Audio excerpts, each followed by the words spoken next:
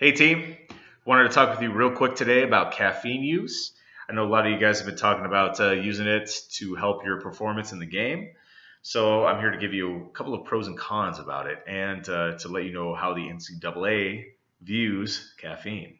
So benefits as far as sport goes is that it does have a good impact on cognitive and endurance activities and activities related to alertness, which I know you guys need to be alert when you're playing your game. So good for pickup sports, pick up and go sports like soccer and lacrosse, basketball, obviously, and ooh, and it's also been shown to enhance exercise performance in many activities as well. I mean, that I mentioned before, as well as strength and power performance.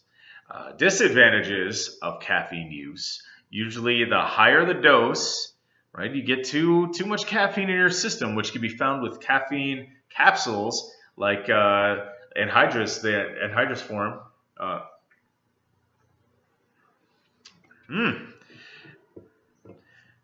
woo. It can bring negative side effects like anxiety, restlessness. You get that caffeine headache. Those are some of the negatives that can come from excess caffeine use. Usually a little bit more than over 6 milligrams per kilogram of body weight, and you start to feel those effects.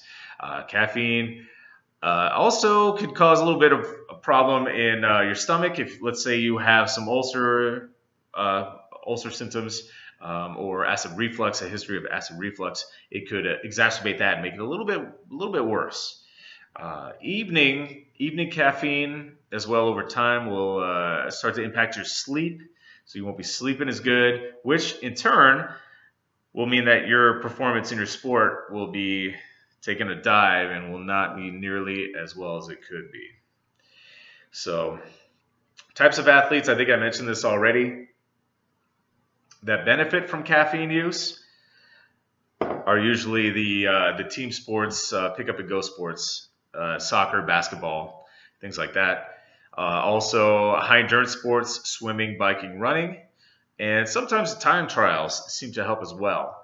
But repetitive sprint, all-out sprint, high-intensity exercises, it doesn't appear to help for too long. So, as far as the NCAA goes, NCAA has ruled caffeine as a banned substance, but with a little bit of leeway. So you're allowed up to levels of 15 micrograms per milliliter of, I guess, equivalent to about 6 cups of coffee, up to 6 cups of coffee.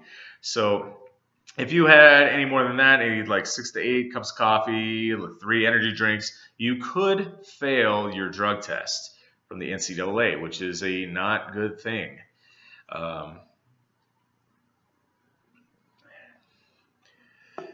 Woo.